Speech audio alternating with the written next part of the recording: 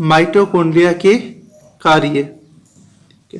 देखो माइटोकॉन्ड्रिया का सबसे पहला जो कार्य है वो है, माइटोकॉन्ड्रिया को कोशिका का शक्ति ग्रह या पावर हाउस कहते हैं।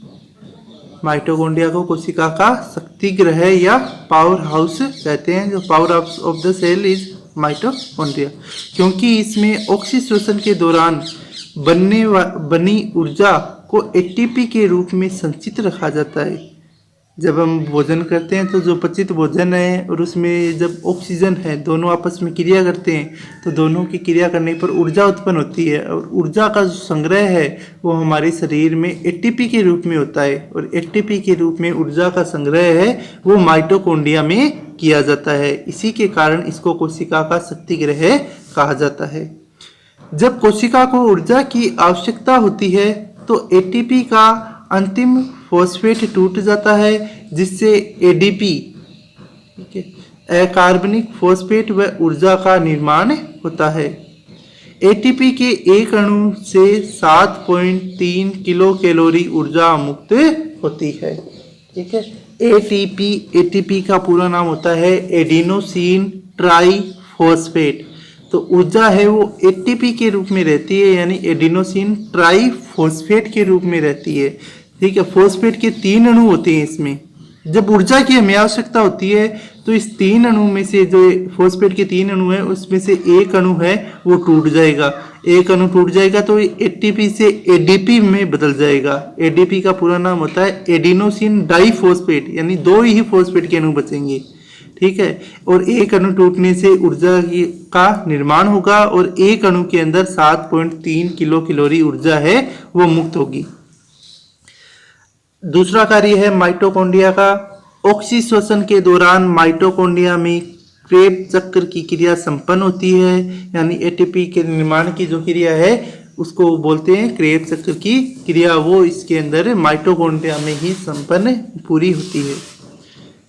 माइटोकॉन्ड्रिया में ऑक्सीकारी फॉस्फोरीकरण की क्रिया द्वारा अपापचयक ऊर्जा से एटीपी के रूप में ऊर्जा का निर्माण होता है। ठीक है, अब देखो ऊर्जा का निर्माण किस किस रूप में होता है। एक तो होता है NADPH2 के रूप में। NADPH2 का पूरा नाम है अपचयित निकोटिनेमाइड डाई न्यूक्लियोटाइड फॉस्फेट। ठीक है, फिर है NADH2। NADH2 का नाम क्या है? अपचयित nicotinamide adenine di nucleotide. FADH2 का नाम होता है अपचयित, F का होता है फ्लेविन, A का एडिनिन, D का डाई, H का न्यूक्लियोटाइड होता है। ठीक है, तो यहाँ पर 2 नाम और है वो रेड करना है आपको। एक तो एटीपी का, एटीपी का पूरा नाम एडिनोसिन ट्राइफॉस्फेट। दूसरा एडीपी एडिनोसिन डाइफॉस्फेट।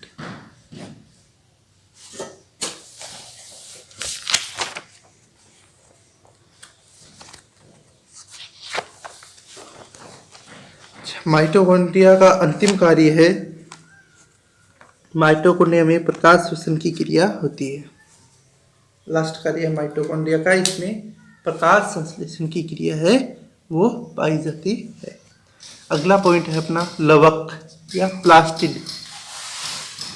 लवक या प्लास्टिड यह दोहरी झिल्ली युक्त कोशिकांग होता है। लवक भी दोहरी झिल्ली युक्त क्या होता है?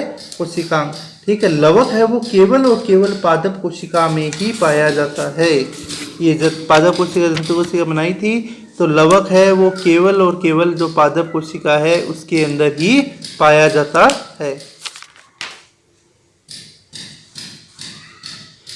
इसे सर्वप्रथम हेकल ने देखा था। लवक को सर्वप्रथम किसने देखा था? हेकल ने। और इसे लवक नाम है वो सिम्पर ने दिया था। लवक यूकेरियोटिक पादप कोशिकाओं में पाए जाते हैं। इनमें उपस्थित वर्णक के आधार पर लवक निम्न 3 प्रकार के होते हैं।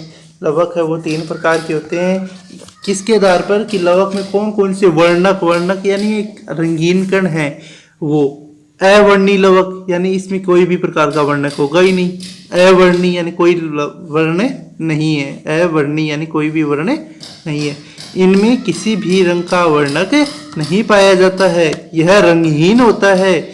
इसके द्वारा खाद्य पदार्थों के संग्रह का कार्य किया जाता है। जैसे स्टार्च का संचय करने वाला एमाइलोप्लास्ट, वसा का संचय करने वाला इलियोप्लास्ट और प्रोटीन का संचय करने वाला प्रोटीनोप्लास्ट होता है। दूसरा होता है वर्णी लवक। इसमें हरे रंग का छोड़कर से सभी रंगों के वर्णक पाए जाते हैं। जैसे लाल रंग का जो वर्णक उसे केरोटीन कहते हैं। पीले रंग के वर्णक को जेंथोफिल कहते हैं। इस वर्णकों के कारण पादपों के फलों व पुष्पों फूल है फल है, इन दोनों का विशिष्ट रंग होता है। तो पादप में हम देखते हैं अलग अलग प्रकार के रंग वाले फूल है वो पाए जाते हैं। अलग अलग प्रकार के जो फल हैं वो पाए जाते हैं जिनका रंग भी अलग अलग होता है। तो उनके रंग का जो कार्य रंग है उनका मुख्य रूप से किस कारण वो रंग होते हैं? वर्णी लवक के कारण। वर्णी लवक, अवर्णी लवक और हरित लवक तीनों को ही लवक कहा जाता है। और लवक है वो केवल और केवल पादप कोशिकाओं में ही पाए जाते हैं। तीसरे प्रकार का जो लवक है वो हरित लवक, यानी इसमें किस रंग का वर्णक पाया जाता है? हरे रंग का।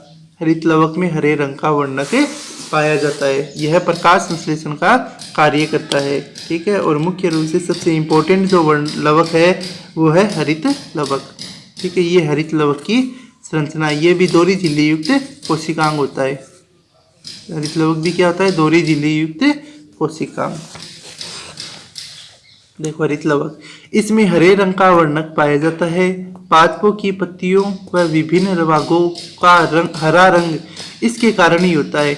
इसमें प्रकाश संश्लेषण की क्रिया द्वारा कार्बनिक खाद्य पदार्थों का निर्माण किया जाता है। यह 8 से 10 मिली माइक्रोन लंबा व 2 से 4 मिली माइक्रोन चौड़ा होता है।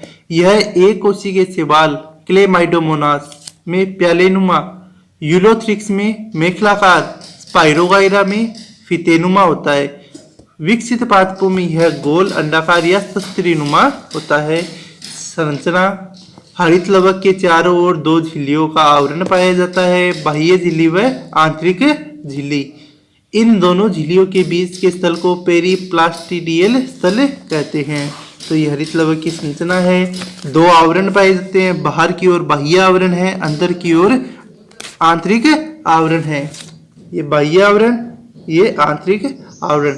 इन दोनों आवरणों के बीच के जो स्थान है, इस रिक्त स्थान को पेरीप्लास्टिडियल स्थल कहा जाता है। आंतरिक के अंदर की ओर तरल मैट्रिक्स वाला भाग स्ट्रोमा कहलाता है। जो आंतरिक आवरण है, इस आंतरिक आवरण के अंदर की ओर ये जो तरल पदार्थ है, ये तरल वाला पदार्थ है, भाग है, इस भाग को स्ट्रोमा कहते हैं। इस भाग को स्ट्रोमा कहा जाता है।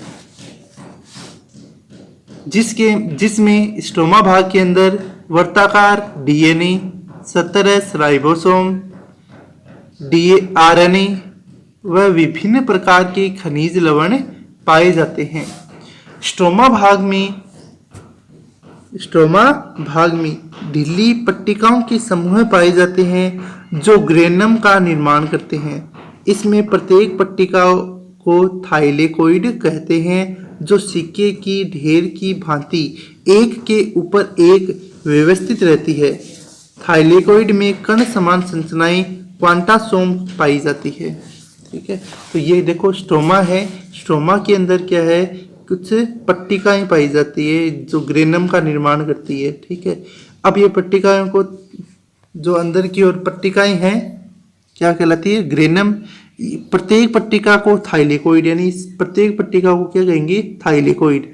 अब ये थाइलेकोइड है, सिक्के की ढेर की भांति संरचना का निर्माण करते हैं। इस प्रकार से ऐसे सिक्के की ढेर की, ये सिक्के के ढेर की संरचनाएं हैं ये। ठीक है।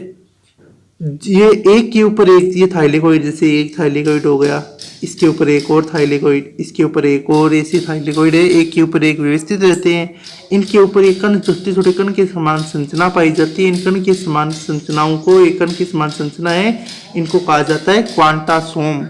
कण के समान संरचना वो क्या कहलाती है? क्वांटासोम। ठीक है। क्वांटासोम में पर्णहरित पाया जाता है, और क्वांटासोम में इनके अंदर पर्णहरित पाया जाता है। एक क्वांटासोम में लगभग 230 से 256 पर्णहरित के अणु होते हैं। सभी ग्रेनम को संयुक्त रूप से ग्रेना कहते हैं। तो सभी ग्रेनम है, ये तीनों ग्रेनम सभी को एक साथ एक ही समूह में ग्रेना कहा जाता है। ग्रेनम आपस में स्ट्रोमा पट्टिकाओं द्वारा जुड़े रहते हैं। ये दोनों आपस में स्ट्रोमा पट्टिकाएं हैं, इनके द्वारा आपस में जुड़े हुए रहते हैं। देखो, थाइलेकोइड में कण समान संरचना क्वांटासोम पाई जाती है। क्वांटासोम में पर्णहरित पाया जाता है। एक क्वांटासोम में 230 से 256 पर्णहरित अणु पाए जाते हैं। सभी ग्रेनम को संयुक्त रूप से ग्रेना कहते हैं। ग्रेनम आपस में स्ट्रोमा पट्टिकाओं द्वारा जुड़े रहते हैं। आगे अगला जो टॉपिक है, देखो आगे क्या है। प्रकाश संश्लेषण के दौरान प्रकाशीय अभिक्रिया हरित लवक के ग्रेना भाग में और अप्रकाशिक अभिक्रिया हरित लवक के स्ट्रोमा भाग में संपन्न होती है। फिर है हरित लवक है इनके कार्य। देखो, हरित लवक में प्रकाश संश्लेषण की क्रिया द्वारा कार्बनिक खाद्य पदार्थों का निर्माण किया जाता है, जिस पर पोषण के लिए सभी जीव प्रत्यक्ष या अप्रत्यक्ष रूप से निर्भर रहते हैं। हरित लवक में प्रकाश संश्लेषण की क्रिया द्वारा वायुमंडल में कार्बन डाइऑक्साइड व ऑक्सीजन का संतुलन बनाए रखा जाता है। हरित लवक में प्रकाश शोषण की क्रिया होती है। अगला देखो, अवर्णीय लवक खाद्य पदार्थों के संचय का कार्य करते हैं। अवर्णीय लवक खाद्य पदार्थों के संचय का कार्य करते हैं। वर्णीय लवक पादपों के फलों व पुष्पों को विशिष्ट रंग प्रदान करते हैं। पुष्पों के आकर्षक रंग कीट परागण में सहायक होते हैं। माइटोकॉन्ड्रिया व हरित लवक में समानता। देखो, माइटोकॉन्ड्रिया, नया टॉपिक अपना, माइटोकॉन्ड्रिया और हरित लवक में क्या क्या समानता है। ये दोनों ही दोहरी झिल्ली कोशिकांग होते हैं। दोनों में स्वयं का वर्ताकार डीएनए पाया जाता है। दोनों में स्वतः जनन की क्षमता पाई जाती है। दोनों में 17 राइबोसोम उपस्थित होने के कारण प्रोटीन संश्लेषण की क्रिया करते हैं। यह माना जाता है कि माइटोकॉन्ड्रिया व हरित लवक प्रारंभ में स्वतंत्र अवस्था में पाए जाते थे। बाद में ये कोशिका सहजीवी संबंध बनाकर रहने लगे। वर्तमान में ये कोशिका में ही पाए जाते हैं। तो ये माइटोकॉन्ड्रिया और हरित लवक दोनों के अंदर समानता हो गई। अपने कोशिका के अलग अलग टॉपिक हैं, वो हमने कौन कौन से कर लिए। कोशिका झिल्ली, कोशिका भित्ति, फिर जो कोशिका द्रव्य है, कोशिका द्रव्य में पाई जाने वाला पहला पदार्थ पढ़ा था हमने माइटोकॉन्ड्रिया।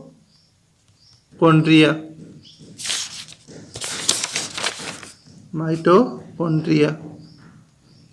दूसरा हमने पढ़ लिया लवक। ठीक है, लवक है वो 3 प्रकार के, अवर्णीय लवक, दूसरा वर्णीय लवक और तीसरा हरित लवक। ठीक है, तो यहाँ तक अपना जो टॉपिक है वो कंप्लीट हो गया है। कल पढ़ेंगे हम अगला जो टॉपिक अपना अंत है प्रद्रवी जालिका। ठीक है, अगले वीडियो के अंदर अगला पॉइंट पढ़ेंगे अंतःद्रवी जालिका।